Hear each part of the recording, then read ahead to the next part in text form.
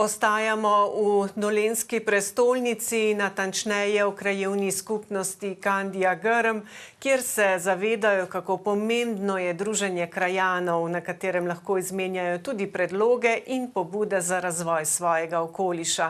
Tako so se pred dnevi v atriju gradu Grm zbrali na drugem srečanju, v sklopu katerega so predstavili novo otroško igrišče, ki nastaja v parku pod gradom.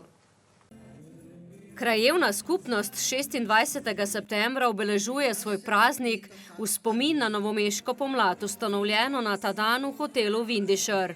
In lani smo prvič na ta dan organizirali srečanje krajanov. Izjemno velik obisk in dobri odzivi so nam bili popotnica za to, da smo sklenili, da bodo ta srečanja tradicionalna. Krajani so se družili ob glasbi, se med drugim seznanili z zgodovino gradu Grm, si ga tudi ogledali, prav tako so odšli v vinsko klet in Mordeksovo kapelo. Na novo pa imamo letos glasovanje za Naj pobudo, ki jo je skupaj z nami organizirala nevladna organizacija Urbanka.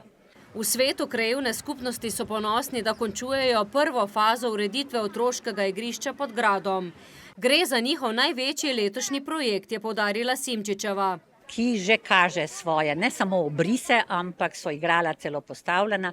Samo še nekaj malenkosti je treba dodelati, da bo prišlo do uradne otvoritve.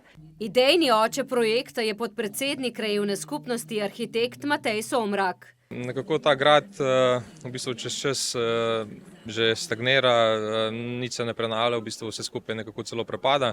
Zato smo se odločili, da v bistvu malo spodbudimo ta kraj, meščane, krajane, občino, pa tudi državo, s tem, da smo naredili eno intervencijo v prostoru, umestili smo noter v bistvu večgeneracijski park.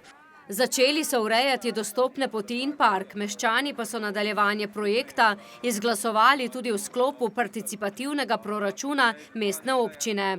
Tako da se nadejamo, da je v bistvu vse skupaj nek tak lep začetek za urejanje celostnega področja tega bisera, ki ga imamo, ki pa je pač nažalost zadnje čase mogoče malo zanemarjen.